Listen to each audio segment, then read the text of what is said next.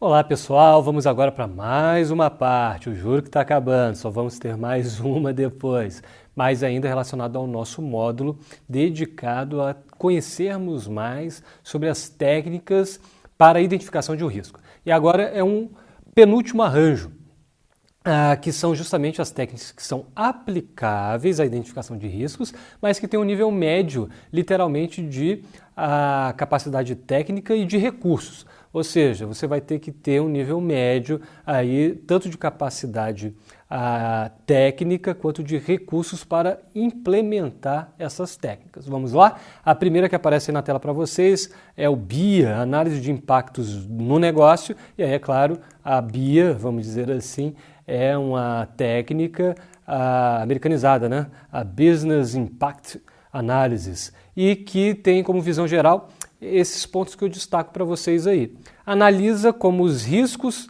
e aí vejam, de ruptura podem afetar as operações de uma organização e identificar e quantificar as capacidades que seriam necessárias para gerenciá-los.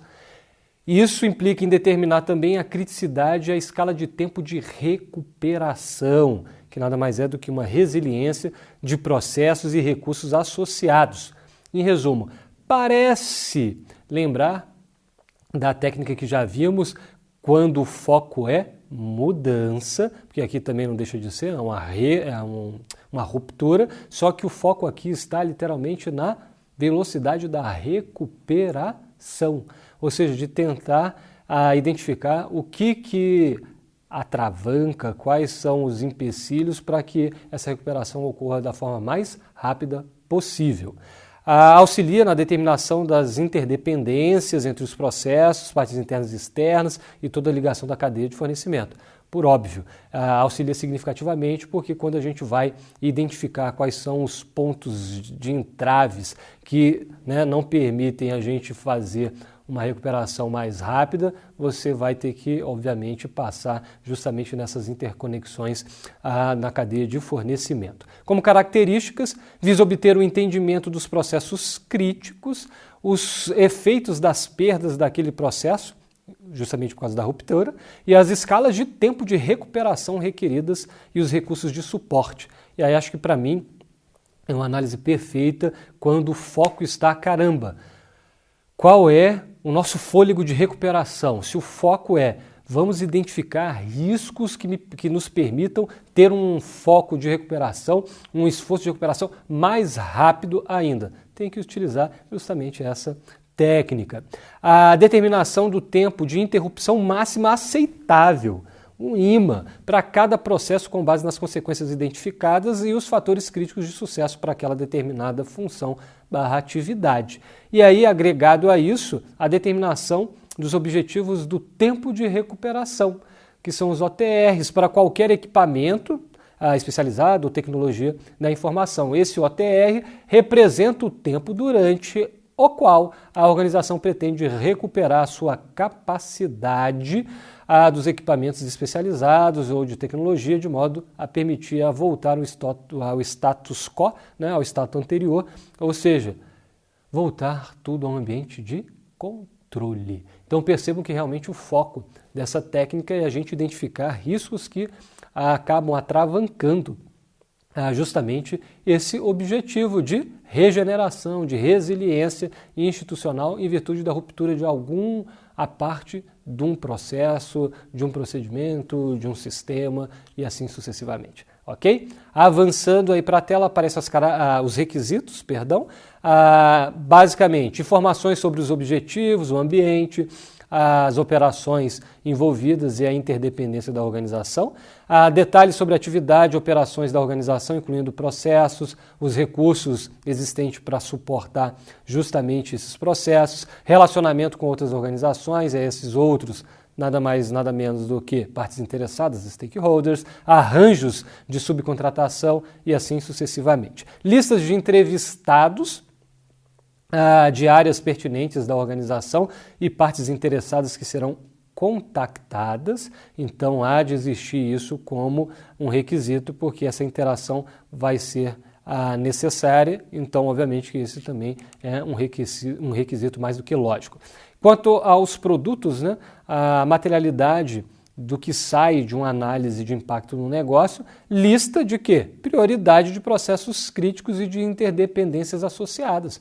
Olha, a gente tem um fluxo de interdependência muito forte com a parte X, com a Y e com a Z. Então, eventual ruptura nesse momento do processo implica em a gente perder, por exemplo, a comunicação ou perder a velocidade de fluxo de trocas de informação, de produtos com essas partes interessadas, motivo pelo qual precisamos identificar os riscos para nos permitir uma recuperação mais rápida, a uma resiliência maior, de modo com que todos os equipamentos, sistemas e tal voltem a operar sob controle da forma mais rápida possível. Há impactos financeiros e operacionais documentados originados de uma perda dos processos críticos e escalas de tempo de interrupção do processo, que é justamente a IMA, né, o tempo de interrupção máxima aceitável, justamente para permitir essa, vamos dizer assim, mensuração, descrição da escala, porque o ponto principal é identificar justamente o ponto crítico, o limite maior relacionado a esse tempo. Como pontos fortes e fracos, a oportunidade para redefinir o processo operacional de uma organização de modo a auxiliar na sua resiliência, isso é um ponto altamente positivo. Eu já mencionei que esse é o grande tchan de utilizar essa técnica chamada BIA, fazer uma super reflexão do tempo de regeneração institucional. E isso, dependendo literalmente do processo que se está a analisar, é extremamente fundamental. A gente sabe muito bem disso. O tempo de regeneração pode implicar literalmente em perdas, inclusive de ordem financeira estratosféricas. Então é interessante fazer uma reflexão para identificar os riscos que impedem essa regeneração de uma forma mais rápida. Falta de conhecimento dos participantes envolvidos no preenchimento de questionários ou na realização de entrevistas e oficinas de trabalho pode ser um ponto negativo, motivo pelo qual, obviamente, a gente recomenda que sejam convocados literalmente para essa análise do impacto no negócio pessoas de médio conhecimento ou especialistas, e expectativas simplistas ou super otimistas dos requisitos de recuperação, obviamente pode ser um fator negativo. E aí percebam expectativas, um sentimento super otimista de recuperação. Não, a gente dá conta.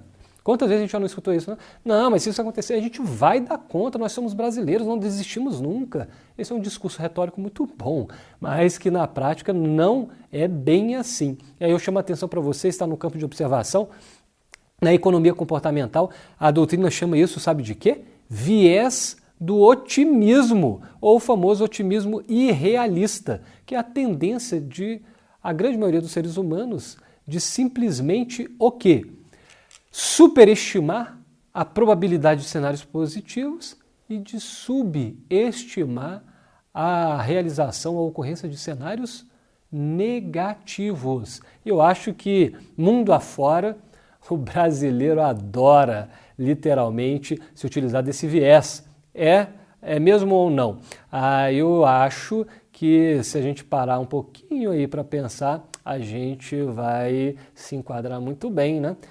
Realmente a gente tem uma tendência em especial, de subestimar os efeitos negativos. E aí, mais uma vez, eu recomendo a leitura de artigo que já saiu recentemente, nesse exercício de 2018, já comentamos desse artigo para trás, motivo pelo qual não vou repetir aqui, da nossa autoria, inclusive, sobre a tragédia do Museu Nacional, onde a gente aborda justamente essa perspectiva simplesmente de um viés otimista até demais e que acabou literalmente fomentando toda a tragédia que a gente presenciou.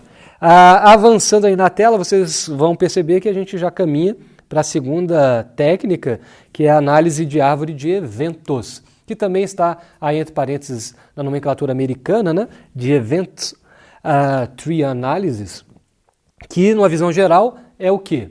Uma técnica gráfica, e aí a gente vai mostrar já no próximo slide, para representar as sequências mutuamente excludentes de eventos após um evento iniciador, ou seja, é ele o elemento inicial, principal, e dele há uma explosão de consequências. A gente vai ver nitidamente num ótimo exemplo que a própria ISO traz no seu normativo. Então, após o evento iniciador, de acordo com o funcionamento ou não funcionamento dos vários outros sistemas projetados para mitigar a sua consequência, ou seja, a consequência desse evento iniciador. Então, no próximo slide a gente já ia falar, a gente já tinha dito isso, perdão, está aí na tela para vocês. Vejam, o evento iniciador é simplesmente a explosão. Então, há uma explosão, por exemplo, por ano, e aí você começa a bifurcar e fazer essa evolução. Sim ou não? Se a resposta não, você já sabe o efeito, é sem incêndio, ok. Se houve a explosão, o próximo sistema ou o próximo passo projetado para tentar mitigar a consequência de uma explosão é o sistema de aspersão, por exemplo, funciona sim ou não? Querendo ou não, esse sistema de combate a incêndio vamos mais uma vez dizer, um sistema de combate a incêndio. É um sistema que é projetado justamente para evitar ou mitigar, melhor dizendo, a consequência justamente do evento iniciador, que nesse nosso exemplo é a explosão. Então, se o sistema de aspersão funciona, sim, que maravilha. Vamos para um próximo passo. O alarme de incêndio foi ativado? Sim. Então, o incêndio é controlado com alarme também, o resultado é positivo, que bacana. O sistema de aspersão funciona? Sim, mas e o sistema de alarme? Não. Então, o incêndio é controlado, mas não em virtude do alarme em si, e sim de forma preponderante em virtude do sistema de aspersão, que é o sistema de combate a incêndio. Se eventualmente o sistema de aspersão não funciona, mas o sistema de alarme funciona, o incêndio é descontrolado com o alarme.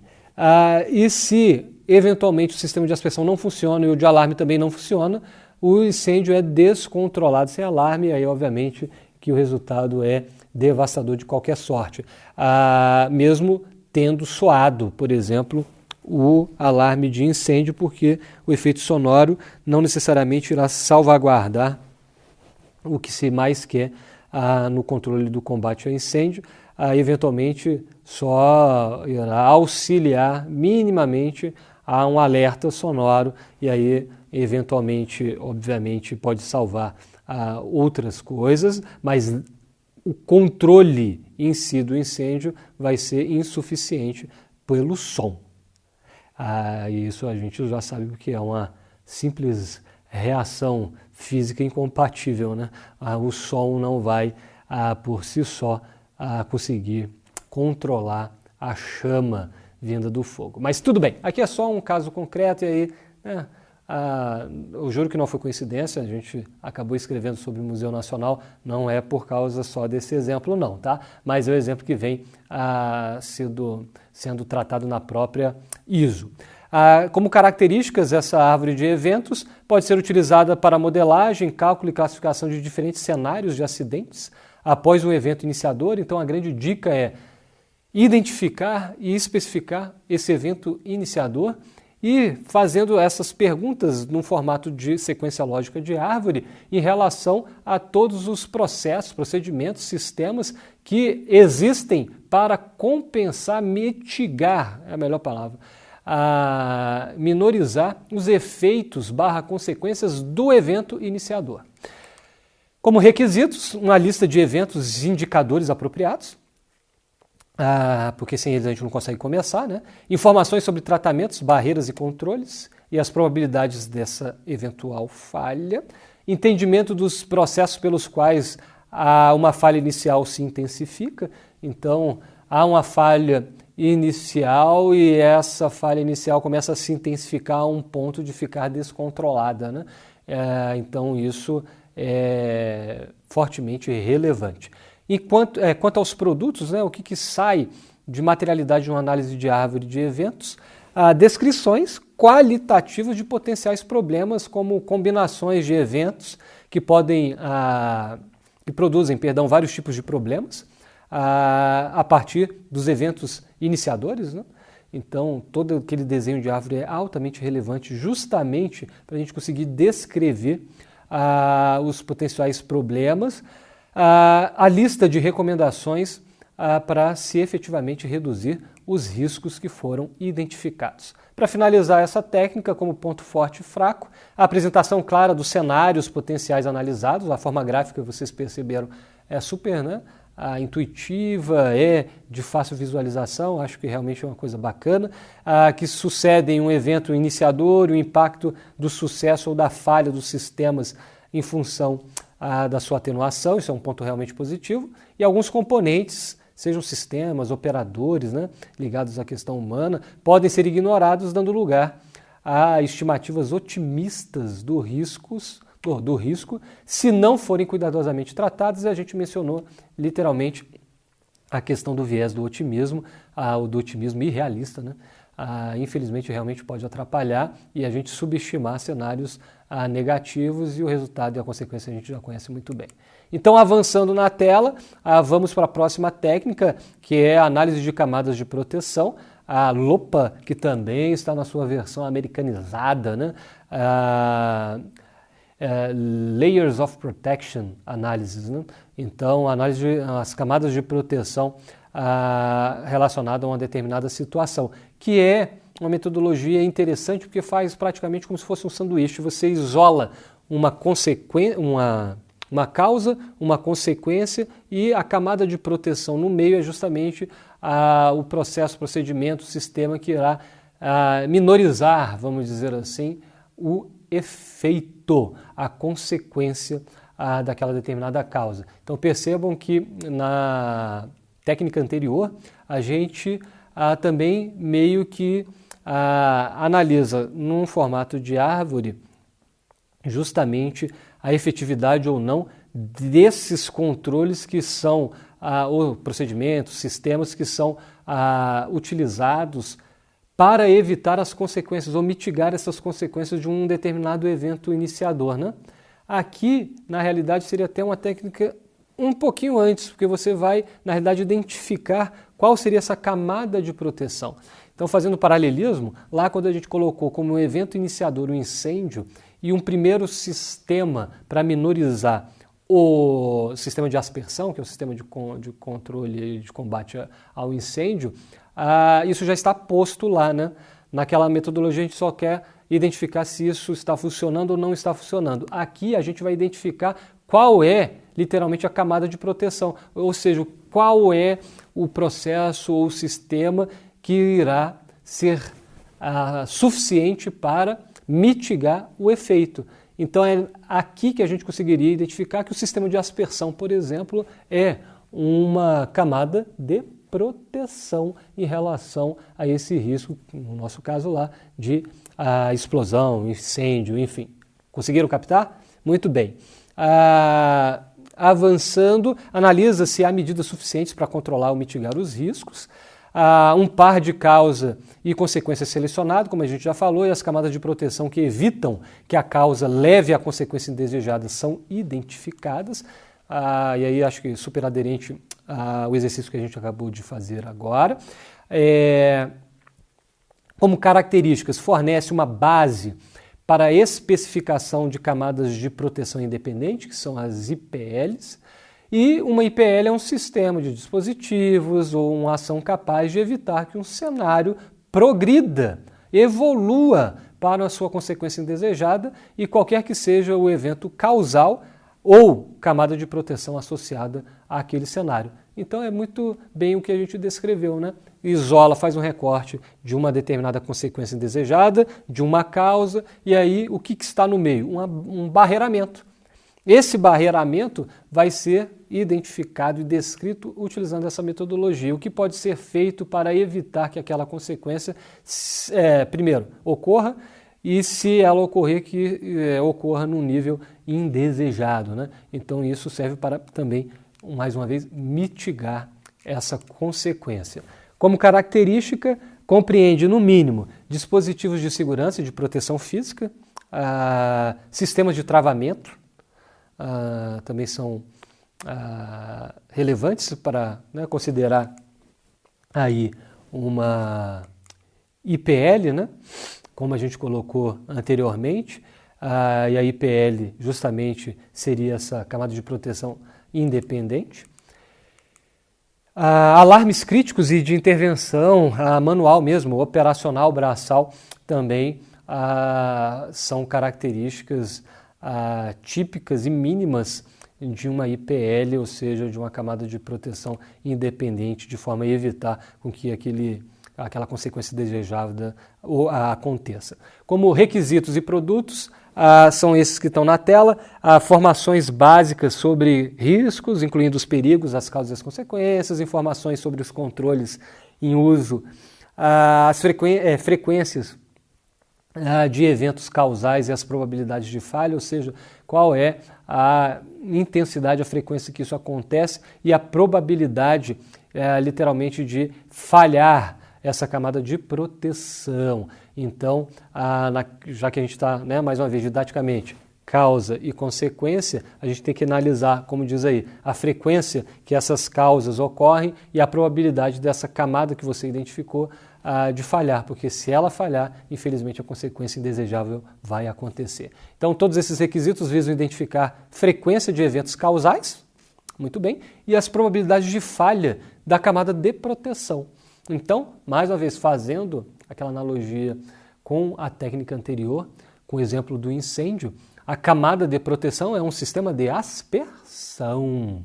Muito bem. E aí, qual é a frequência que acontece os incêndios na sua instituição? Cara, nunca aconteceu. Que bom.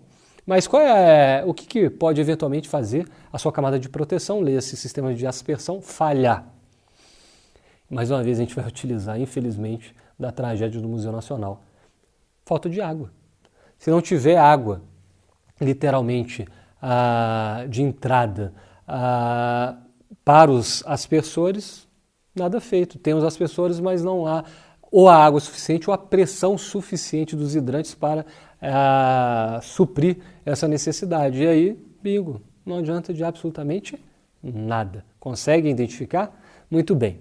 Então, os produtos, o que sai do análise de camada de proteção? As recomendações formalizadas para qualquer controle adicional que eventualmente seja necessário ou um olhar de eficácia desses controles na redução realmente do risco. Como pontos fortes e fracos, ajuda sim a identificar e concentrar recursos nas camadas de proteção mais críticas.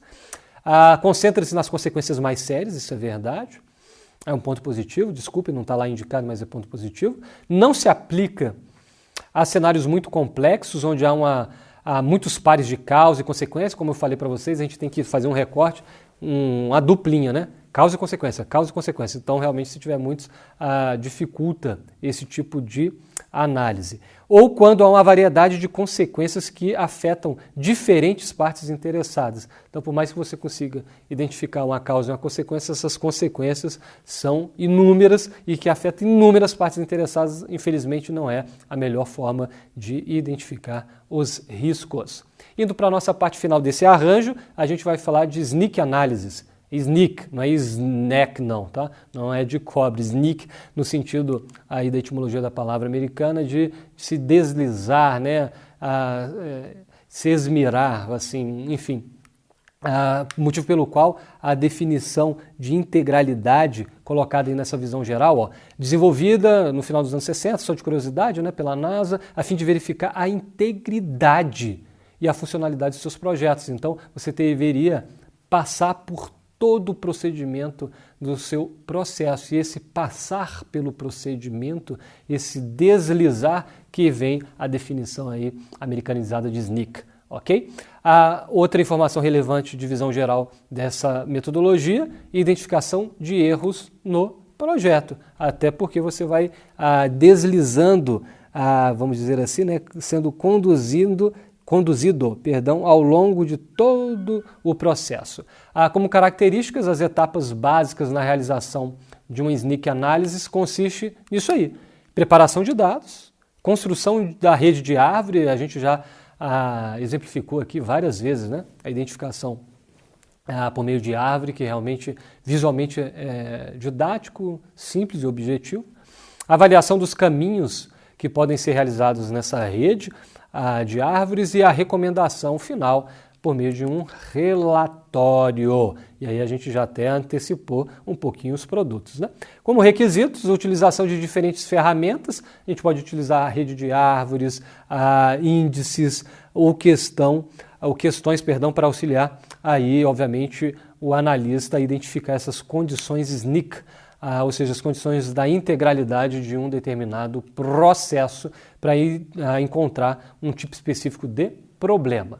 Como produto, o resultado, obviamente não poderia ser outro, um relatório onde haja a descrição desse circuito SNCC, né? E a palavra circuito é bem interessante, porque o circuito você vai ter que transcorrer ele numa integralidade. Então imagine o seu projeto nesse circuito, por isso se chamar SNCC.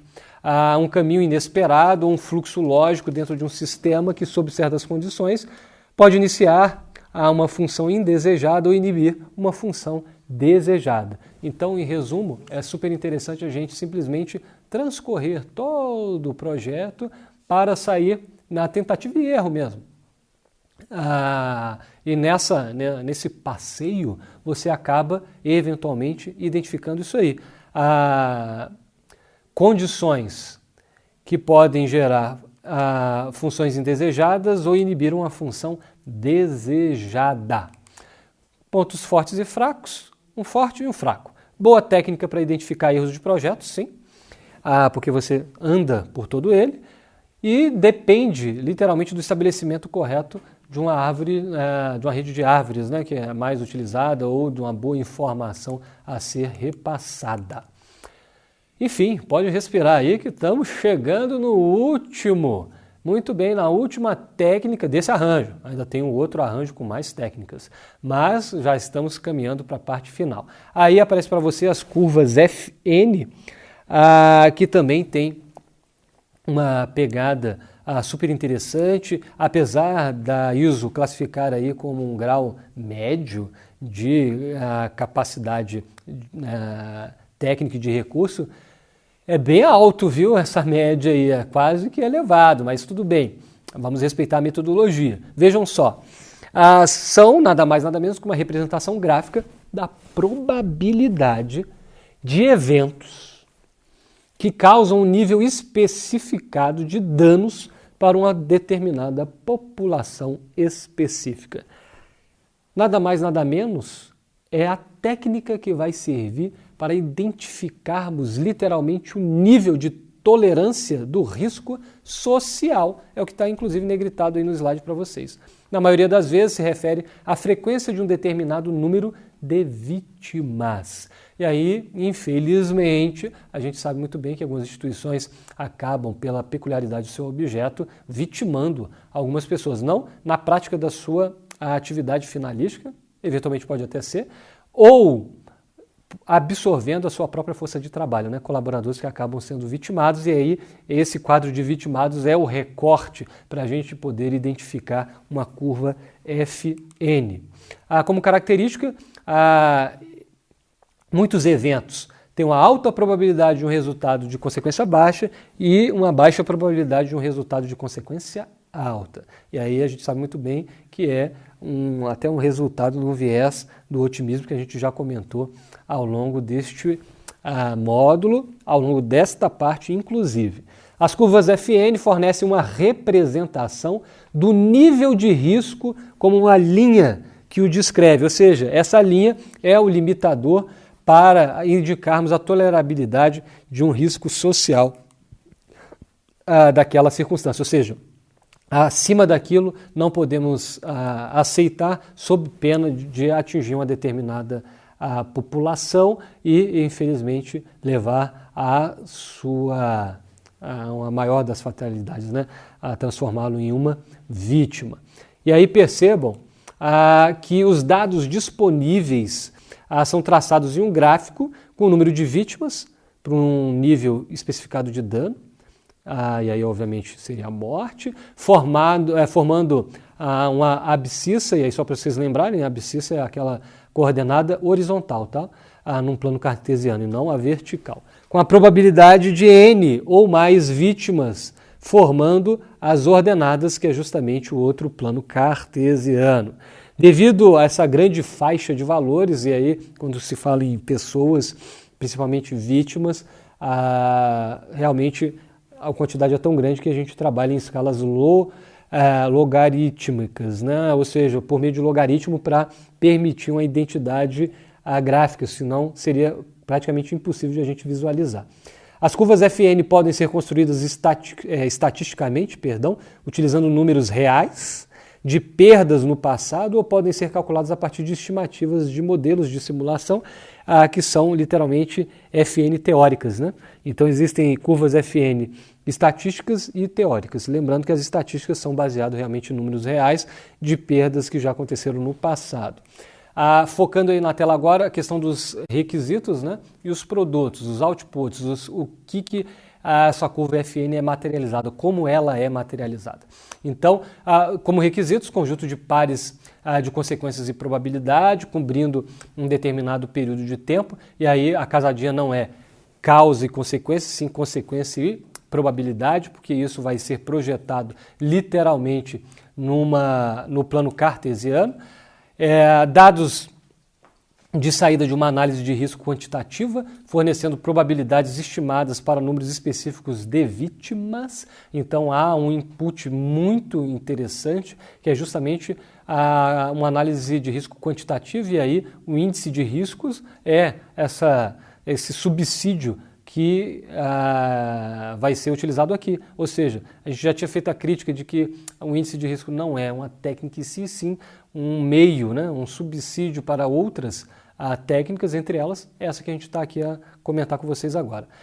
Produtos, uma linha que representa o risco através de uma faixa de valores de consequência que pode ser comparada com critérios que são apropriados para aquela determinada população que está sendo estudada e o nível específico dos danos que são causados. Então, só para vocês terem noção, as duas linhas que a gente já tinha comentado são a extremidade, a região que é o ponto que é inaceitável, um ponto, uma zona, uma área amplamente aceitável, e aí, literalmente, um meio que é a tolerabilidade que a gente já mencionou, e o grande tchan é você identificar qual é esse limitador dessa tolerabilidade do risco social, como a gente comentou. E aí percebo que até a descrição ajuda nesse sentido. Somente tolerável se a redução do risco for impraticável ou se o seu custo for totalmente desproporcional à melhoria obtida.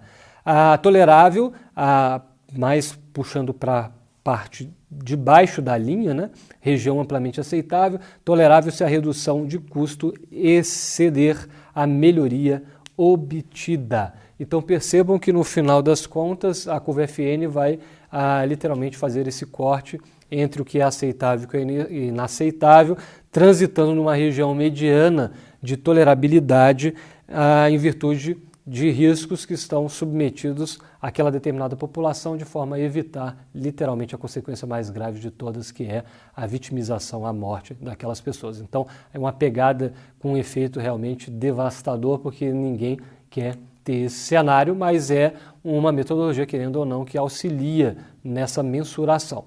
Indo para a parte final, pontos fortes e fracos. A forma útil de apresentar informações de frequência e consequência de um formato acessível, realmente, graficamente e visualmente, é simples e factível de se entender. A necessidade de considerar acidentes de baixa frequência e alta consequência, que a gente tende, mais uma vez, pelo viés do otimismo, a subestimar, pode requerer a consideração de longos períodos de tempo para coletar os dados suficientes para a gente fazer uma análise. Isso é um ponto, obviamente, negativo. Por fim, acabam não sendo um método de processo de avaliação de riscos, mas uma maneira de apresentar resultados do processo de avaliação. Então é muito mais uma ferramenta de apresentação dos resultados do que a avaliação propriamente dita. E aí percebam que até acaba transitando muito mais para esse lado de avaliação do risco do que de identificação propriamente dito. Era isso que a gente tinha para essa parte. Espero encontrá-los na última parte desse módulo para aprendermos a última configuração, né, o último arranjo quanto a essas técnicas e daí avançarmos ainda na nossa capacitação.